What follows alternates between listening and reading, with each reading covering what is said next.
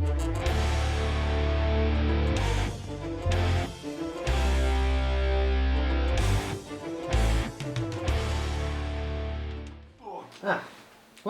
hi guys. Hello.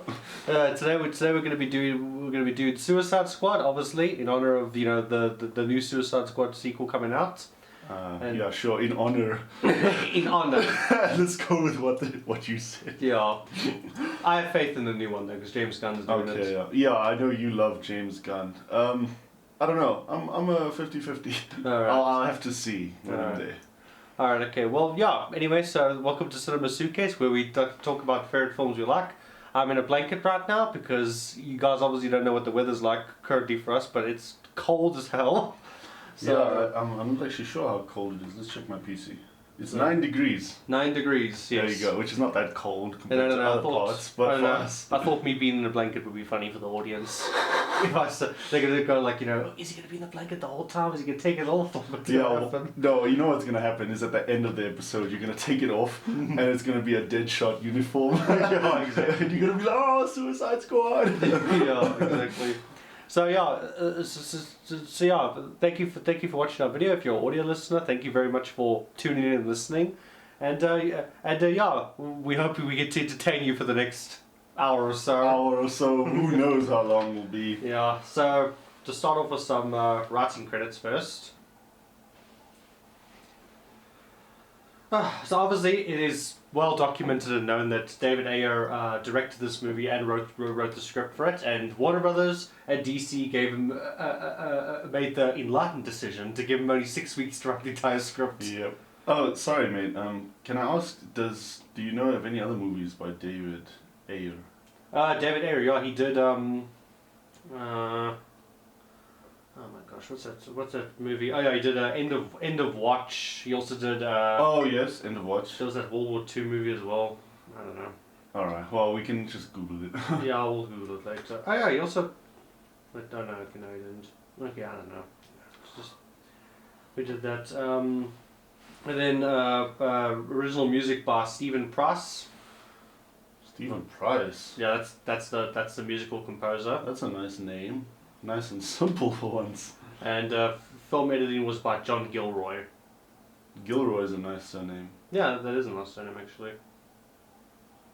But yeah, yeah, and also cinematography was by Roman Vasanov. Yeah. Oh yeah, that other Veskayev or something like that. Yeah, so sorry if I'm butchering these names, guys. So yeah, so Suicide Squad. So obviously the plot of this movie basically is that Amanda Waller gets together a group of villains because this takes place just after. And spoilers, guys. By the way, just spoiler warning. Spoiler warning in spoiler warning if you haven't seen this movie yet. But yeah, so Amanda Waller gets the Suicide Squad together after Superman died at the end of Batman v Superman, which is a much better film than this. The extended edition. Yeah, the ultimate edition. Ultimate edition of Batman vs Superman. That's the edition you have to watch. Yeah, basically. But yeah, so they form the Suicide Squad. It's made up of a bunch of different DC villains. Some very well known, some not so well known. Like Slipknot. His entire character is just punching a woman. That's literally his whole character arc. They paid him $15. The first guy from the street, they pulled him off. They're like, hey, let's be in Slipknot. And then he's in the scene for like in the film for like 10 minutes. Yeah. And then his head blows off. That's it. Yeah. So we get our little intros for each character. And then also why don't we just go into our initial viewings of this movie? Like, what's our history of this movie? Okay. Do you want to go? Yeah, I'll go first because mine is definitely shorter. Suicide Squad. Never heard of it until they made a movie about it. I knew of the team, but back in 2016 and the 2015 era, I only really got into superhero movies during Civil War, which is 2016. And so Suicide Squad, I'll be honest, I didn't know too much about it beyond the cinematic release. I saw it and I thought it was quite cool the first time. Of course, I didn't really have a benchmark for superhero movies at all. I just heard a lot of hype about it through my friends, because this came out when I was still in high school. So Yeah. so everyone was like, "Oh, Suicide Squad!" So then, of course, I hopped on the bandwagon, being a dumb teenager, and I was like, "Oh, Suicide Squad!" And I don't remember the first time. I do remember the first time I watched it actually, and I actually I liked it. Yeah. Of course, I was like, young and stupid. Now I'm just stupid. So I really enjoyed it initially, but now, knowing what we know, I'm very forgiving, so I won't be harsh on them. But I'm like, ugh, what have you done? So that's my initial. Yeah. Addition, sorry. Your initial background. Yep. My background is, I read comic books all the time, and I'm very well versed in DC because I like DC the most. And I knew pretty much about the Suicide Squad. I mean, I haven't read like a ton of Suicide Squad comics, but I knew of the Suicide Squad. And I knew like the core tenets of it. Like you always have Deadshot and Boomerang. Those are the two essentials. And then when the New 52 reboot happened in about 2011, when DC rebooted all their comics, they rebooted the Suicide Squad. Harley Quinn became a member of the team because that was when they were that was just when they broke Harley Quinn and Joker up completely, when they permanently broke up from each other, and they wanted Harley Quinn to be her own character. So are they still broken up today? Yeah, Harley Quinn's her own character. Okay, she's her own character now, but she's her own solo character now. Okay, I misinterpreted what you meant by broke up. Like I thought they broke up in their relationship, so they'd never ever date again. And I was just thinking, there's probably someone that's written a comic where they're dating again. No. They're basically they're completely separate now, separate characters. But then there was a lot of hype going into this movie. My sister was also, me and my sister were both very hyped because my sister's a big Harley Quinn and Joker fan, and I'm obviously just a big DC fan in general. So her and I were both thing. My sister even did a Harley Quinn cosplay, which is pretty cool. She did the whole thing with like the t-shirt, like the jacket, the pants, and then also like the hair, and, like the baseball bat and everything. She did a really cool. Like this Harley. Not when we went to normal black and red. I can't remember if it was Comic Con or if it was Rage. It was a Rage Expo, which is like a gaming expo here in South Africa. It was one of the two expos one of the two cons we went to. I can't remember which one, but we went to one of those, and then she dressed up as Harley Quinn, and she did like a really cool cosplay. And it was pretty cool for her. That's cool. And other than that, I've always kind of been a sort of a defender of this movie because I always find it as a guilty pleasure, but I've always kind of known that there were problems with it. And then watching it with this man last night, it was like, okay. Oh, what? Come on. No, it's not. Because the thing is, I think the problem is before I was just watching it for fun, but now that I have to actually sit down and watch it for a review and actually analyze it, I'm just going like, oh gosh, I wish you were so much better than you are. Dude, I think this is gonna be an episode that'll test us the most so far because I'm the more forgiving and you're more of the cynic. So I'm curious to see if we clash at all on this episode. Yeah. Which will be cool. So we start with our little intro because Amanda Waller goes and meets some of her contacts in the Pentagon or whatever, and we sort of start to get our intros for each of the characters. And some of the intros are pretty good.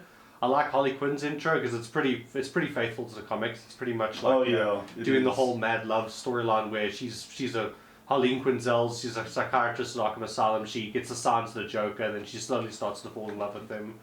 She also has the longest intro. Yeah, probably the longest intro, and also like later in flashbacks. We get sort of an extended origin of her, and then. I think out of all of them, my favorite one probably is Deadshot. I just like Deadshot. I just really like Will Smith in this movie. I think he's probably the best character. I think he elevated Deadshot a lot because Deadshot's usually just this cold calculating. Yeah, he's a bit of a he's this cold calculating assassin who obviously has his daughter as like his one moral thing for bringing him towards the line of good. And Will Smith sort of like really just elevated this character a lot with his charisma and everything. He does actually. I think I'll join you on that. First topic is he's definitely my favorite. Him and Killer Croc. They'd be like tie. Yeah. And I also really like his intro. I like the intro where he's got like he's holding his gun and then it's like the bullets raining down. That's actually a we'll put it up on the screen for you guys, but that's actually a homage to an actual comic book cover where it was Deadshot and like he's got his gun and it's raining down bullets. I didn't actually notice they were bullets. Probably should have had my glasses on. Yeah. And then you pointed it out. You're like, oh, that's based on the cover. Oh, okay, cool. Yeah, and also. Sorry, do you know like is it part of like a series or a mini series? I'm not sure exactly what the cover's for. It's probably was just like a variant cover for like a Suicide Squad issue or something maybe. like that. I'm sure we'll find it easily. Yeah, we'll find it easily, but yeah, they're pretty good, and then I also really love the little jabs that he has with this mobster, because the thing is, obviously, he set up a camera so you can watch the FBI bringing this like rat, obviously, who's going to rat in on this snitch on this mobster's all of his operations, and then he phones the guy up and says, "Yeah, Angie, my account's looking empty," and then he says like, now double it and all that type of stuff. Oh, that is actually quite cool. Yeah, I really like that intro. Then I also like the bit where at the end where he's got like less than 5 seconds left. He's like, pleasure to do business, Angie, and like he literally does it so quickly. He does it so quickly. It's cool. He does have an awesome like recap of his story. Yeah, and then later we get a bit with his little daughter, who was your favorite character in the whole movie. Yeah, no, she was the highlight of my day apparently. Yes. Oh goodness. I don't know, she just... Her face. Yeah, her face, there's something about her face. It's just the face that she pulls, it's just like... yeah, she has that same daft expression the entire film. I can't help but laugh. Yeah. She's like, Daddy. Daddy, please don't kill people. Please don't kill Batman. Oh, God. Yeah. I know it's a serious moment, but my God. Yeah. And then we get our Batman intro, which Ben Affleck. That I really enjoyed that. I didn't think he would actually appear at all. So when there's like brief cameos essentially of Batman. Because this is the first and only time when DC was actually trying to flesh out their cinematic universe. After this, it's just like everything's just gonna be standalone now. No cameos. Strict no cameo policy. A strict no cameo policy. I was gonna say. It was a nice surprise to see Batman. Yeah. In the Ben Affleck's Batman in the film. I didn't expect that at all, because obviously he's not even a related character. Like, okay, he is, but he's not a normal Suicide Squad associate. He's not on the team, is what I'm trying to say. Well, he does have history with some of these characters. Like, obviously he has history with Harley Quinn. And he does have history, in the comics he does have history with Deadshot, because he's, I think, the first one that actually beat Deadshot and actually took him to jail, and actually arrested him. Yeah, Because I think no one could ever catch Deadshot, and then Batman was the first one that actually was able to catch him. Okay, so it was like a bit of a challenge for Batman. Yeah, well, I mean, it was the challenge, and then after that, Deadshot's just like, kill Batman. Yeah, why'd you catch me? Hey! But also, even going on the little topic, I just love Ben Affleck's portrayal of this character, and I even like the bit where, I mean, some people argue, like, why would he jump Deadshot when he's with his daughter? He would have waited until he dropped his daughter off and then jumped him, but I don't know. Okay, that's an argument. I mean, that is an argument, I guess, but I guess also they wanted to create drama, because I think also they wanted to show that Deadshot isn't completely bad. They wanted to show that he does have a moral complex. Like a bit of morality. Because when he pulls his gun on Batman, then like his daughter steps in front, he says, get out of the way, and she says no, and then he actually does lower his gun because his daughter has this moral complex. I don't think he's inherently a bad dude. He's more like an anti-hero, I guess. Maybe that's how he started. Maybe he only whacks bad guys, because he says he doesn't take out women and children. He says that later. Harley Quinn actually says that in this one DC animated movie I watched, Batman. I think it was Batman and Harley Quinn. I can't remember if it's Batman and Harley Quinn or the Harley Quinn series, but she says this very good line where she says like that some of us, or she says about herself. She says that or she says to some of the villains and everything. We're bad guys. We're not bad people. Yeah, like okay, that's an interesting quote. So yeah, I think that quote kind of applies here. Like Deadshot he's a bad guy, but he's not a bad person. Exactly. Yeah. Okay. Yeah, that pretty much sums it up in a sentence. Yeah. What do you need me for? Yeah. I'll just go. Yeah, basically. So yeah, then we sort of move on from that, and then we get sort of Harley Quinn's origin. Then we sort of start to go through the other characters. Yeah, some of the other characters' origins are pretty. Flashbacks are pretty cool. I like Captain Boomerang's one. Where he kills his partner in crime because he's robbed all the banks in Australia once. Now he's come back to America for a fresh kill set. Mm-hmm. And then I like the bit where Flash shows up and then he has that reaction on his face. Yeah, he really does. And then Flash is just no honor among thieves, eh? No honor among thieves. He blasts him. Oops. Killer Croc's intro. It's like 3 sentences and then that's it. I was like, what? KC is a bit more of an advanced character beyond 3 sentences. That was. I would have liked a little Batman intro where he's fighting Batman or something. That would have been cool. That would have been nice. Yeah, because he said Amanda Waller says later in the movie he was chased away by the bat. Exactly, which means they have had some sort of interaction at some point, and then we just never know. But yeah. I get that from a technical standpoint, it's hard to make KC like the Arkham series KC. That would have been so hard. I mean, I think you could have done it if you just did. Okay, well, I don't know. Oh, I don't know, man. 50-50. I'm not really gonna try and attempt to explain that. No, it's fine. Attempt to say how, or attempt to put much more thought into it because they didn't put a lot of thought into it. I'm not gonna put more thought in than they actually did. So yeah. No, I get you, mate. Okay, that's fine. As I say, I still like KC, that character, as he is. But if Arkham Asylum or Arkham series, KC was in the movie, that would be so cool. Yeah, I was kind of hoping for that Killer Croc they would do that kind of Killer Croc. Because I don't know, Killer Croc, I don't know. I mean, I guess it's more akin to the Batman animated series because the animated series he was basically just like the size of a normal man, except he was just obviously mutated and everything. But I don't know, I feel like Killer Croc should just be like this gigantic ass lizard thing. Mm-hmm. This gigantic lizard croc man or whatever, but I guess also they're trying to make it grounded or whatever. Exactly. That's why I said either or I'm satisfied, but me personally, I wish they had. I know, because the thing is, you think they would have just done King Shark. Obviously they're doing King Shark now, but you think they would have just done King Shark straight away, because he's also a repeat Suicide Squad member, but I don't know. Oh, is KC not often on the Suicide Squad? He's a bit of a Lone Ranger, so. No, not really, Killer Croc, I don't know. I mean, the thing is, there's probably some issue where he was part of the Suicide Squad, but from the fair amount that I've read, he's never been on the Suicide Squad. Although I guess he was because when this movie came out, they obviously had a comic book. They obviously then had to tie it in with the comic book, so the comic book team was the exact team from the movie. So obviously, I think then he might have been on the team. Yeah, of course. But in terms of just a normal non-movie tie and run, he's never been a part of the Suicide Squad or whatever. But yeah, so there's that, and then they moved them on. Sorry, I was processing. I'm also just looking out my window. Yeah, processing. Mm-hmm. So we move on from the intros.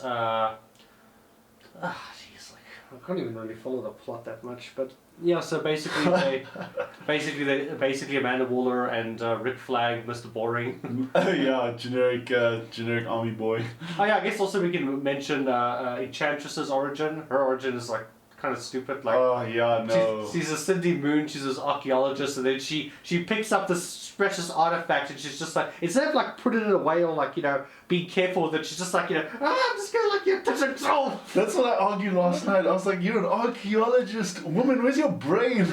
Yeah. Because naturally, if you find something that old, it's brittle, of course. Yeah. And here she comes and she practiced sheer force on it. I wonder what's gonna happen. It didn't even look like an accident. She purposely.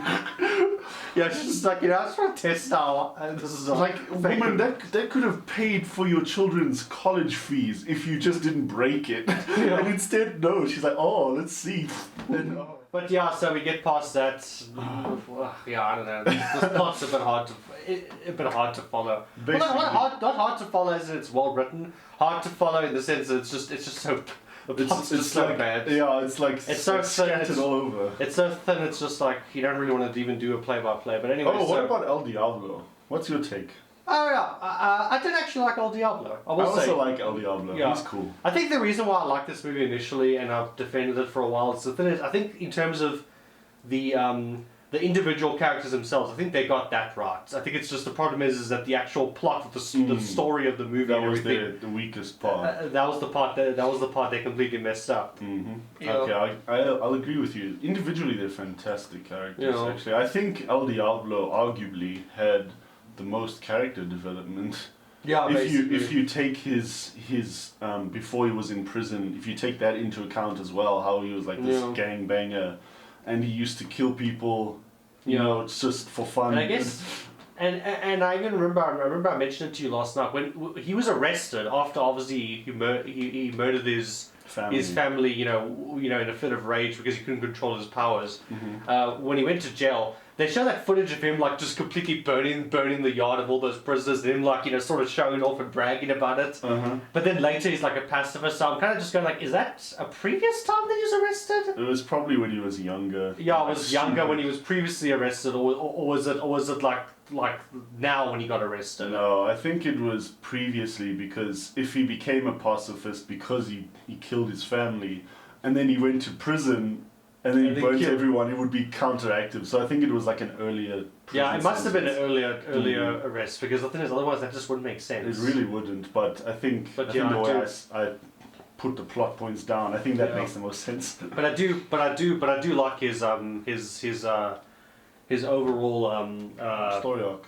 Story arc, yeah. I do like his story arc a lot. Hands down, the coolest one for me. Yeah. I don't know, he's just the most in depth because he changed completely. He was like this arrogant, you know, loudmouth prick, and then he was the most chilled guy, and he even sacrificed himself. Okay, he said, he's like, I'm not losing another family, even though it's been 12 hours, but still. Like 12 hours. I get his morality. It's 12 hours and you barely know these people. Exactly. But anyway. It's like, what are their names? I bet you can't tell. Remember, Kevin, they had the scene at the bar. Oh, right! Because I meet someone in the pub, and then I'm lifelong friends with them, of course! Yeah, exactly.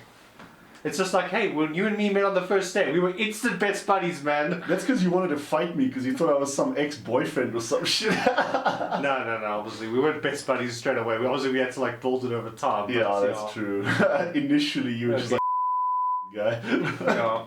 Okay, but I guess,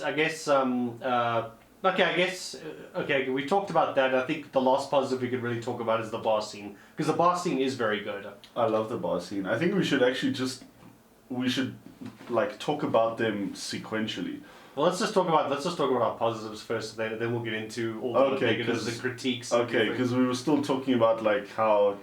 Well, no, that's the thing. That's why I'm jumping around, because the thing is, I want to. Oh, you just want to categorize. I want to get through all the positives first. No, I agree that.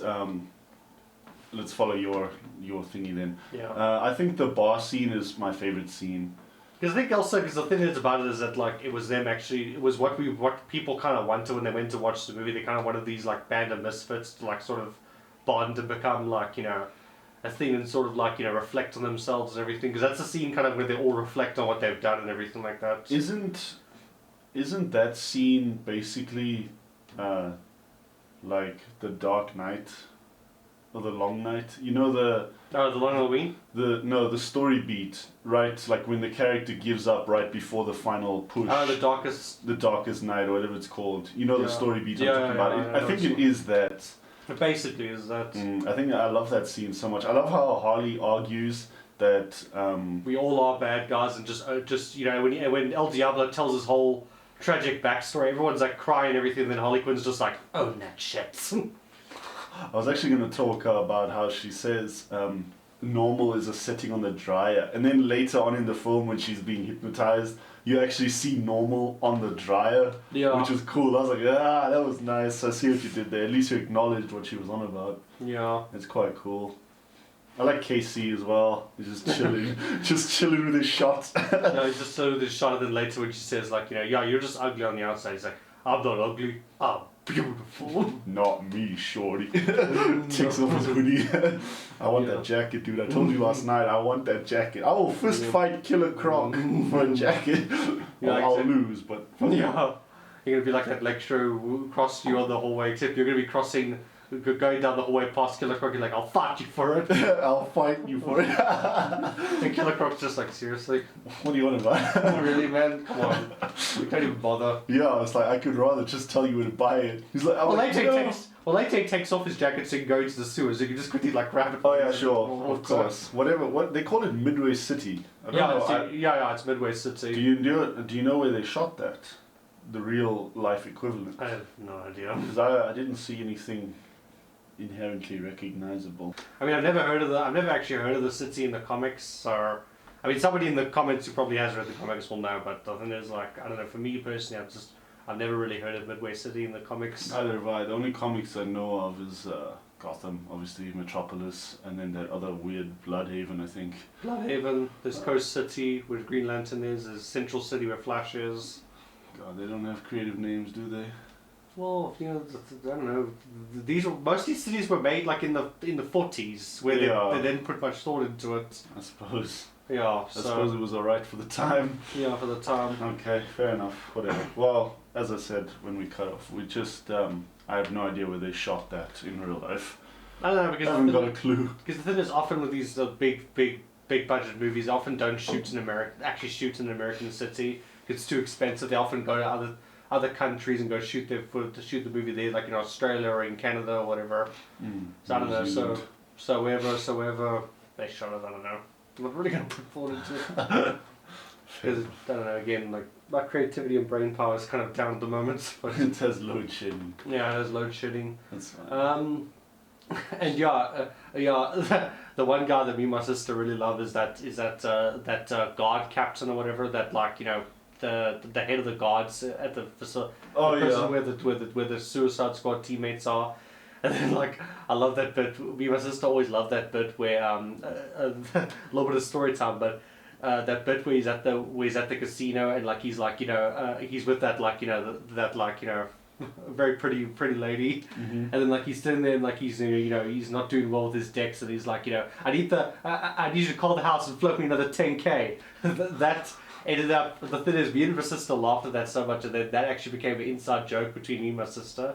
So now, whenever me and my sister ask each other for a favor, we always say like, you know, can you float me a 10K? Nice. Oh, that's cool actually. So yeah, me and my sister really love that. And then I also love the bit later when he's like in behind the thing, he's like sitting there, and then like the guys in the background busy chopping meat with that cleaver, and then he like looks back, he's like, you know, hey, doing a great job, man. He's killed it. Yeah, that guy was trying so hard. I just love that guy.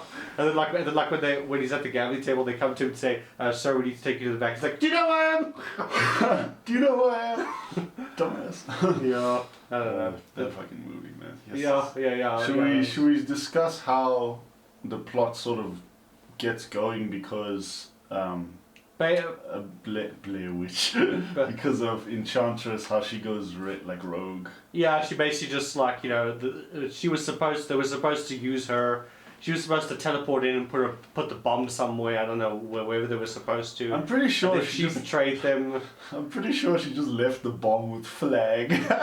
she left the we actually said that she left the bomb with Flag, but then the bomb didn't go off. And then 1 second. And then we actually said, did she? Then you said to me, did she take it with her? Did she take it with her? I was like, we were like, no, she left it with him. Yeah, I'm sure she left it with him.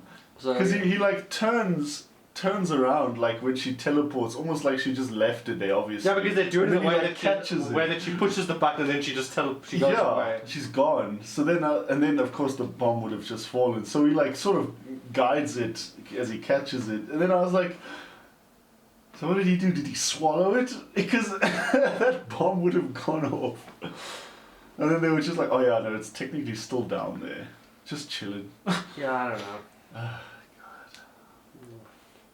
Did James Gunn? No, he didn't. No, James Gunn wasn't involved. This was David Ayer. But I mean, we do have to emphasize that David Ayer only did have 6 weeks to write the script. Yeah, of course. And then after he finished shooting the film, they basically took it away from him, and then they got a trailer company to basically butcher his movie for him. Well, I mean, not for him, but like basically butcher his own movie. They didn't even let him supervise the edit or anything. Oh. That's why there's a lot of people out there who support the Ayers Cut being released. You know, sort of like the Snyder Cut, where people supported Zack Snyder's Justice League cut coming out. A lot of people support David Ayers' cut being released for Suicide Squad, and I promote it as well. Like release the release the haircut.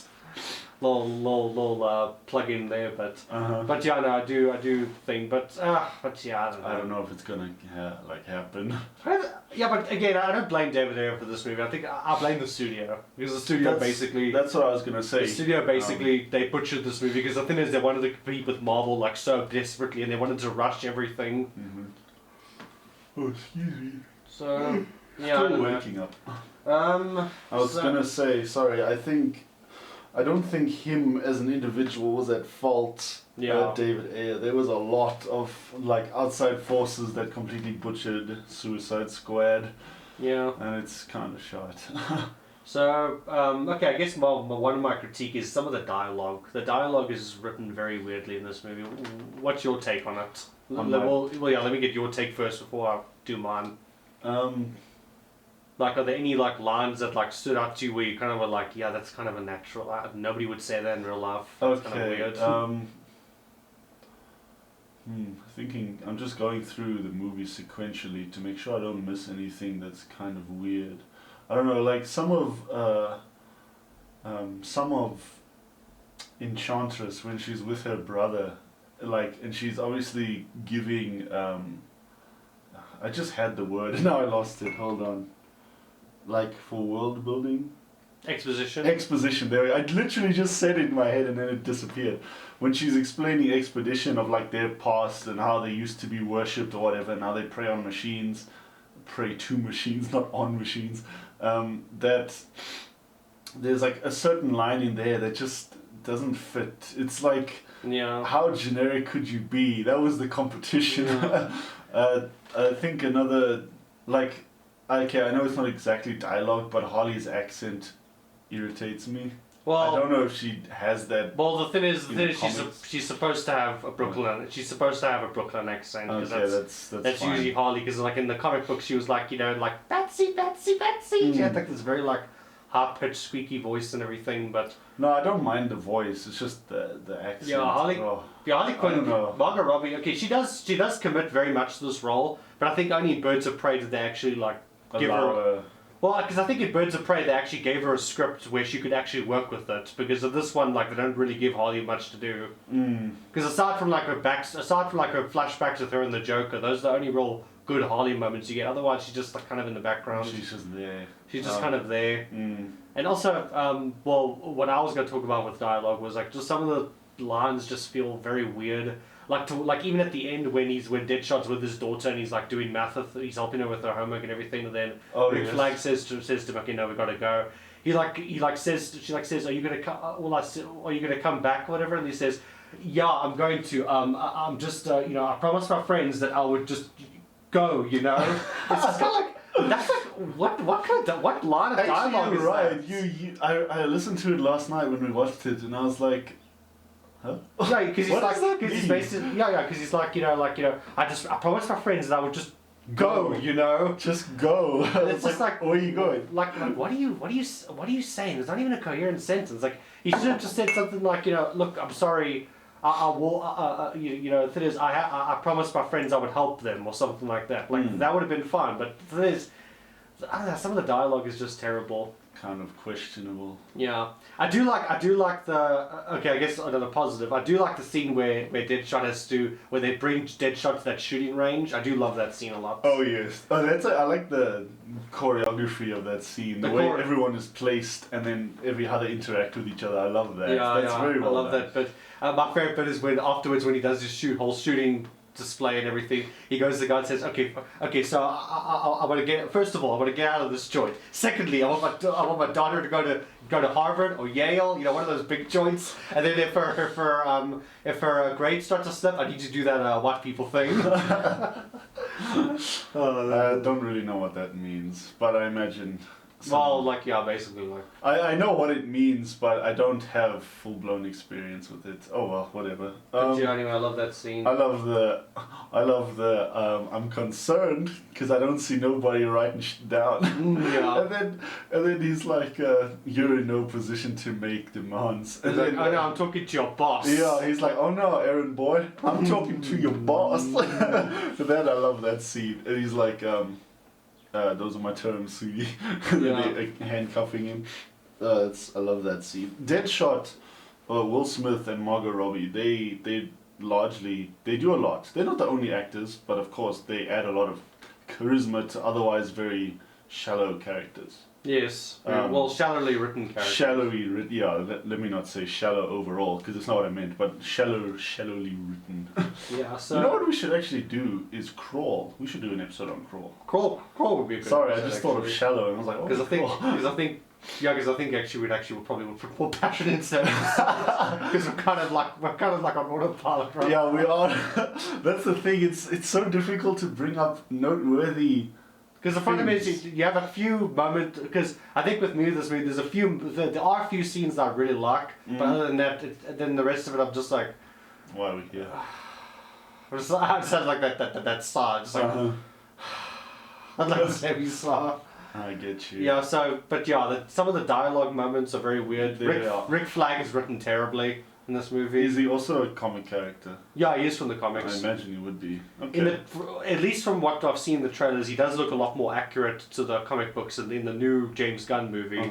But in this one, like he's just written to be this cold soldier, basically. Generic. And I also don't. And one thing that always annoyed me was that the thing is he goes like he specifically targets Deadshot throughout the movie. Like he specifically says like, you know, you're a serial killer who takes credit cards and everything like that. But then later when Amanda Waller pulls out a gun and just open fires and just murders all these innocent, you know, Argus workers or whatever, these people helping her on the computers and everything, and then like, you know, Rick Flag doesn't flinch an eye. And then when she says like, you know, don't judge me, he says, oh, don't worry, I've had to bury mistakes in the past. It's like, yeah, but she just murdered a bunch of people in cold blood and you were just giving Deadshot shit for that. Yeah, exactly. Bit of a hypocrite. Think we're rescuing Nelson Mandela. I love that line. It always makes me laugh. Yeah. And the fact that like her entire office is just a piece of paper on the door, it makes me laugh like, oh my goodness. Yeah. I don't know why they were even in that building. Like, well, no, because she was monitoring the situation. She was studying the gathered the mutated things. Then I remember you made that thing because Enchantress, she basically turns all of these like regular civilians, like old people, grandmas, just regular people, into these like soldiers. And they got like, these like weird heads with all the eyes around their head and everything. They look sort of like the clickers from The Last of Us.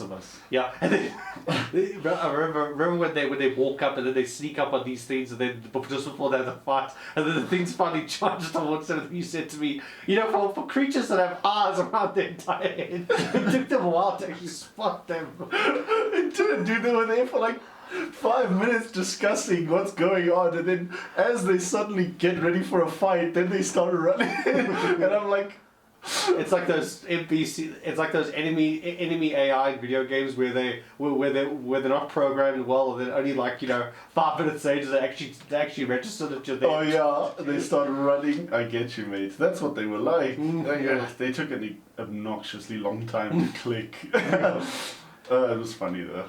Yeah, and then later when they're on that, remember when they're in that building and they're on both two sides and they're shooting at each other. Oh yeah, when that's what I brought up last night with El Diablo when Deadshot tries to make him upset. When Deadshot's trying to get him to do something, and then they have a whole conversation. They have a whole conversation, and the bad guys are literally 10 meters apart, and none of them hit each other that entire conversation. Oh, it made me laugh. Like initially, 1 or 2 lines I could let it go, but they just about recited Shakespeare in that scene. That's how long it was, and they couldn't get it right.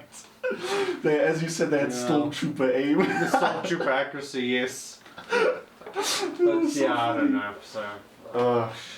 It's a fun movie if you don't pay attention. It's a guilty pleasure Yeah, I mean, I still switch like your the brain off movie.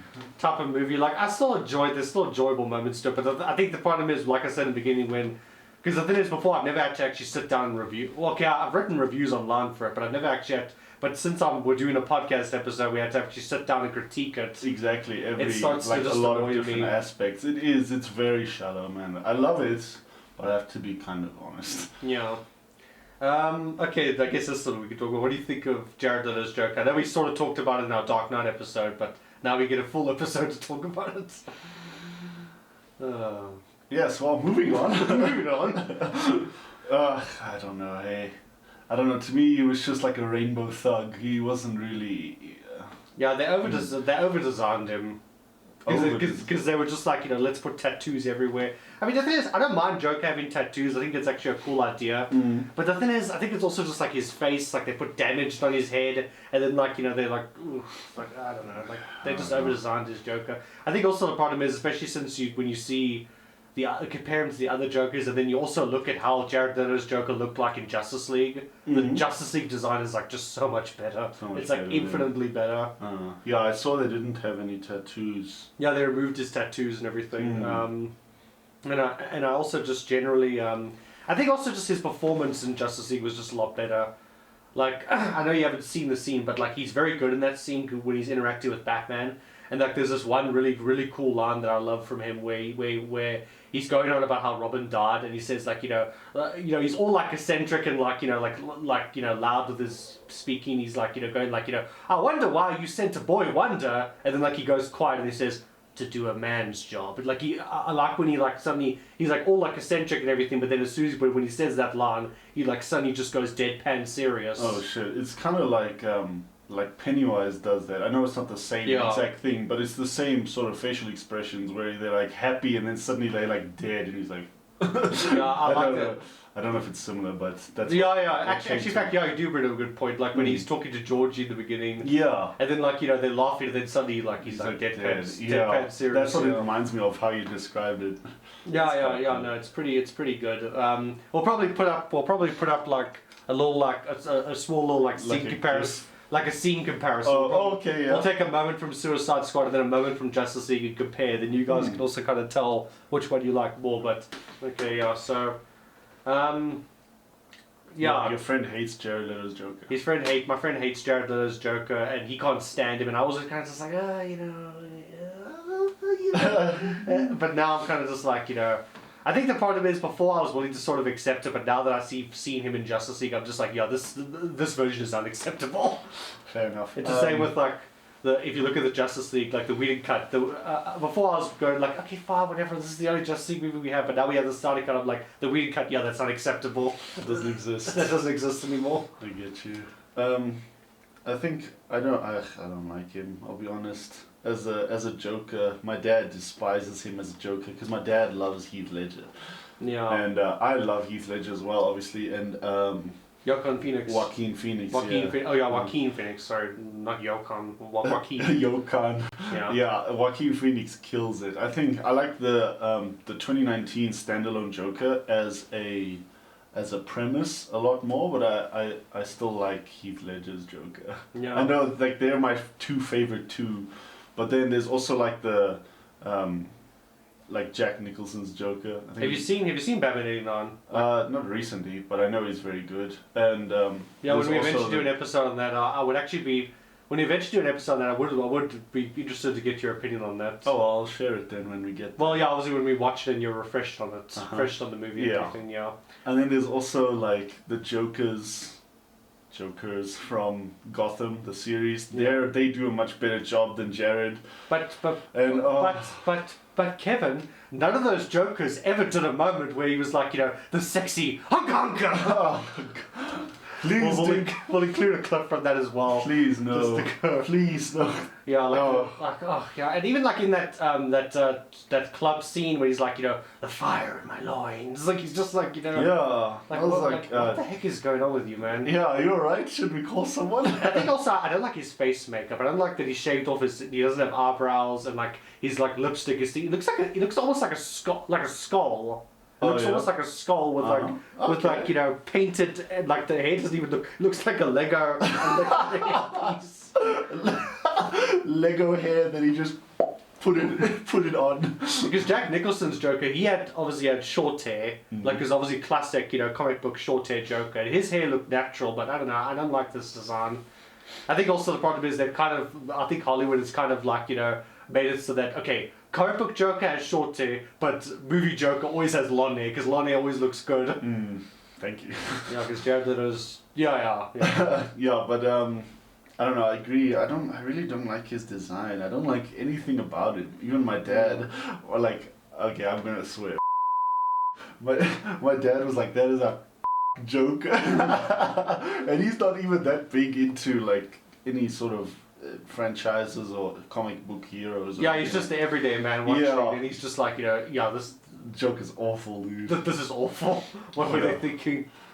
Hey. Yeah, I don't know. Like, it's just terrible. I know my sister really likes Jared Leto's Joker, but I don't know. I think on further I think the problem is, I was willing to, like I said before, I was willing to accept his Joker, sort of accept it. But the thing is, now that I've seen his performance in Justice League and how they did him in Justice League, I'm just like, yeah, this version is no longer acceptable. I'm not going to accept it anymore. All right, that's cool, mate. And yeah, I don't know. There's just not really like too many. Okay, I guess the one Jared Leto moment that I do like in the movie. Okay, I will give him props for this. It's the hunka part, isn't it? No, it is not the hunka part. That is the worst part of his Joker. No, it's the bit where they do the flashback, obviously the mad love thing where he pushes Harley into the chemicals and she becomes like, you know, she gets her skin bleached just like he does. And then the bit where the bit where she falls off and then like he actually turns around and he's just like, oh yeah, whatever, and like he's walking away because he's just like, finally this woman's off my case now, and like he actually like stops and then you see like that look on his face, he's just like takes off his jacket and gets off. I do like that moment though. That moment is pretty cool because it kind of almost just like, you know, he's just like this damn woman. Because we didn't watch the extended cut, we watched just the theatrical cut last night, but the extended cut does have a few extra scenes where there's like a scene where like he's driving. I do like those scenes where he gets annoyed because there's also a moment where like he's busy driving in like his purple Lamborghini and then like Harley comes riding up on his bike and then he sees it, he's just like he sort of like hides himself in his head. It's just like he's just like, and you can see the irritation on his face. Poor guy. Yeah. She's too crazy for him. And I sort of mentioned that in the Dark Knight scene, but that scene where she like, you know, where she's got a gun to his head and she says like, you know, a gun doesn't scare you, but my heart does. He's like, you know, you can't love me. I'm an idea. Yeah, he's gonna do the hand thing. Yep. Oh goodness. Yeah. I don't know, man. This movie is scatterbrained. It's scatterbrained. Just oh gosh. I think you summed it up perfectly. That the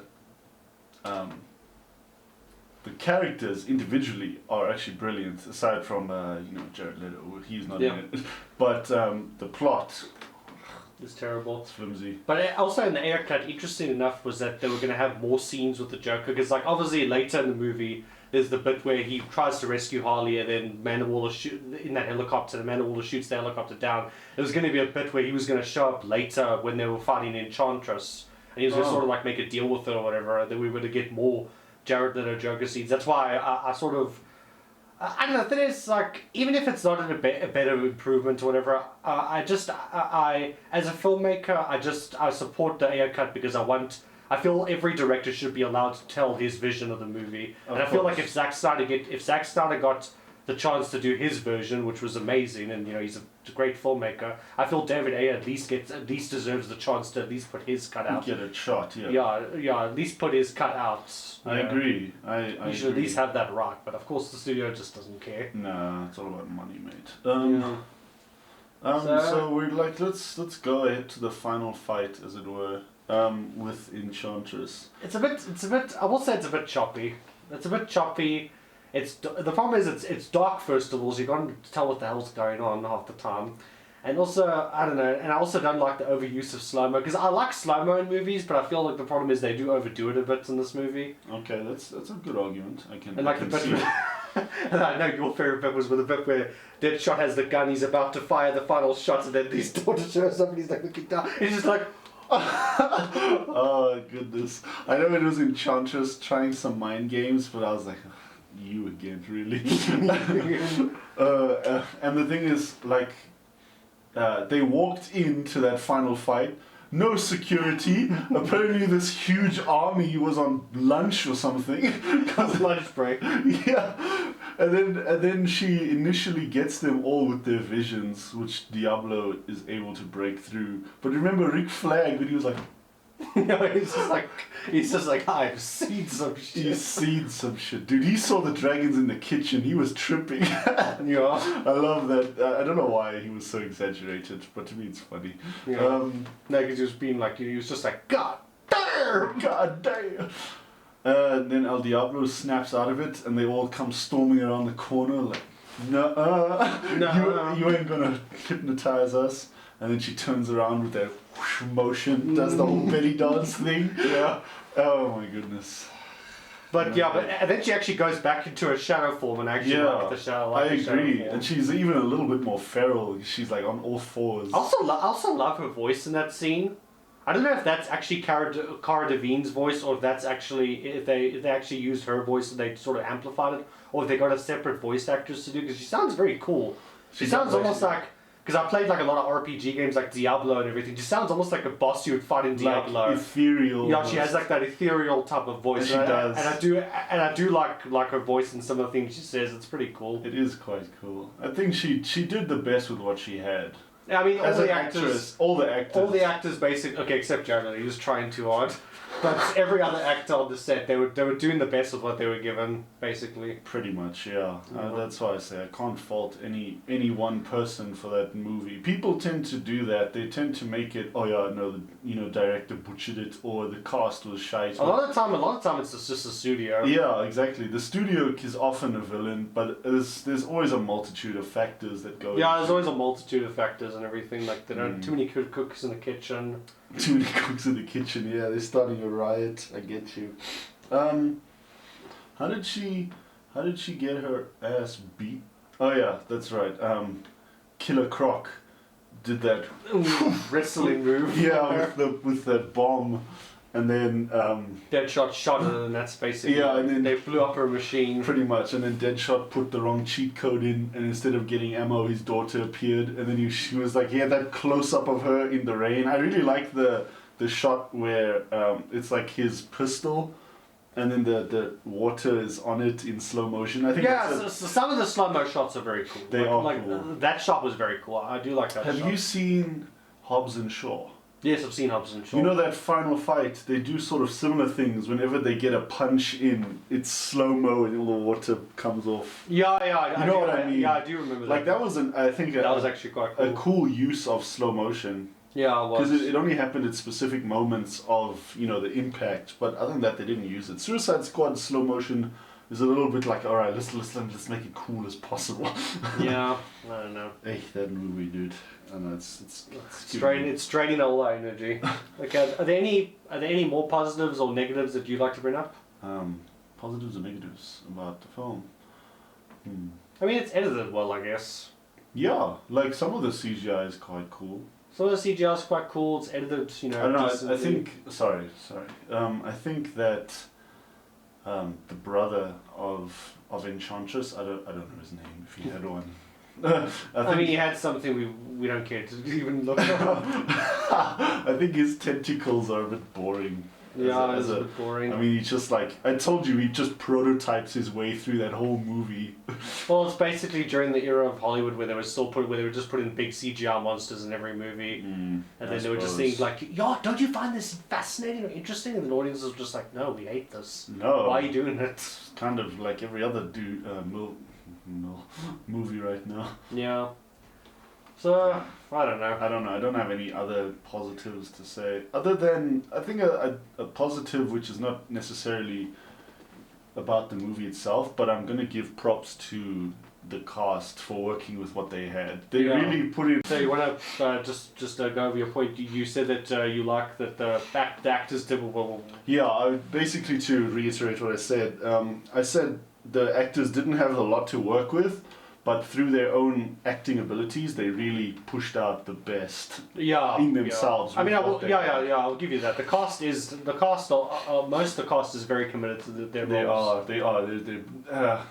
I mean, you can argue Slipknot. I mean, I told you they paid him $15, and they were like, "Hey, you want to be in a movie for 10 minutes?" That was it. He had almost no dialogue, no nothing. So I was like, "Okay, whatever." I know. You said it's to set the tone that their heads can be bombed. But like if you actually even look at it logically, like what was like if Slipknot didn't step out loud, what exactly was he going to contribute? Was he just going to grapple hook onto these things? Yeah.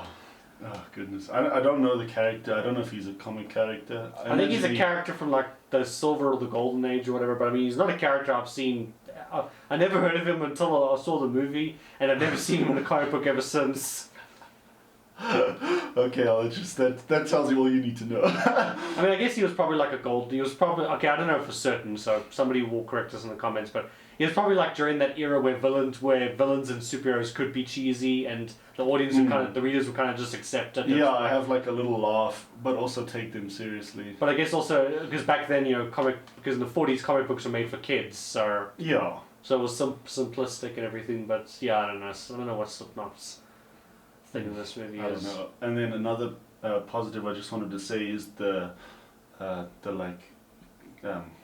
costume and makeup team. Those guys should get a raise. They should get a raise. Because this movie's phenomenal on that they got front. this movie an Oscar, basically. Yeah, essentially. They really outdid themselves. Especially for KC. I know he's not the only one with makeup, but he's definitely the most intricate because of the layers and... Yeah. So that's... those are my very great positives that I have about this film. I mean, because when we've shot films before in the past, you and I, we know how much makeup goes into that with like makeup and everything. When we did that one zombie film and everything, and then we had the makeup and it was pretty cool. Actor Poirot, and he was in that chair for hours to get everything ideal, and like the torn skin and the teeth, and it was fantastic to watch. It was a privilege. But he was committed. But yeah, no, pretty great, just all around. And yeah, so I don't know. Do we even have any lessons or takeaways from this film? What not to do? I was gonna say that list is probably gonna be quite long. What not to do? Don't make a Suicide Squad. No, I wouldn't say don't make a Suicide Squad. I'd say there's a thing in screenwriting called drafts, where you have your first draft, you go over it again, you have your second draft, you go over it again, you have a third draft, you go over it again. It's an unheard concept. It's an unheard concept in Hollywood these days. Like they're just like okay, here's the first draft of the script. Good, start filming. Exactly. It's like, hey man, I made this while I was waiting for my coffee in my car. It's like, oh, perfect, mate. We were waiting for it. Yeah, I don't know. Oh goodness. So be conscious of your writing. Always don't be like afraid to... Give your director or whoever's writing the script, give them more than 6 weeks to write the script. Give them sufficient time. Also, as the writer or director, be open to criticism without taking offense, so that if there's something that can be improved on and someone suggests it, like, consider it. Don't just be like, oh yeah, no, but it's not my vision, you know? Yeah. You see what I mean? Like, don't think that only your way is the right way, because someone may have a good idea. Yeah, I guess that's lessons to take away from it. Well, just in general, I don't know if David Ayer actually was like that, but... No, generally I meant. Generally, because I know he didn't have much time to write the script, but what I meant... it was just taken away from him completely. Exactly. But just what I meant was that if you come, like say you came to me with something and I gave you a suggestion, don't just brush it off because it was my suggestion and not yours. You see what I mean? Just be open to that criticism is what I mean. Yeah, because when he actually has been given time to work on a movie properly, I'm sure you can do a great job. He's done a good movie. Like End of Watch is quite good, Mm-hmm. and then I haven't fully seen it yet, but I think that was the movie that I was trying to remember earlier. Was Fury? That was that yes. World War II tank movie where they're all in that tank, and it's about that tank squad or whatever. Mm-hmm. That movie is also pretty good. So I know it. yeah. And then he also directed that movie that you really like on Netflix, Blight. Bright. Bright, yeah. With Will Smith. Yeah, with Will Smith, with the Bright orcs is awesome. and everything, yeah. I've only seen it once, but it was refreshing to see. Yeah. Initially, I only listened to it because it had a separate soundtrack, sort of like what Fast and Furious does. They have an album with all these artists, and then I was like, wait, I actually have to watch Bright, and I did, and I loved it. So yeah, that would be my pros and cons and takeaways. What would be your score for the movie? I work on the recommendation thing from yesterday, so as a recommendation, it's good fun. Just don't think too hard. Don't think too hard. So I would say like a 5 or a 6, mate. Yeah, I'm also gonna go with a 6. 5 or a 6. Yeah, I think I'll be generous and give a 6 because I do like the characters. Okay, I'll give it a 6. They got the individual characters right. I'll give it a 6. Okay, cool. So we're in agreement. We're in agreement over that. So then, anything you'd like to see in the sequel? Are you excited for the sequel? I'm excited for it. Yeah, I'm hoping. I'm hoping that it isn't a similar train wreck.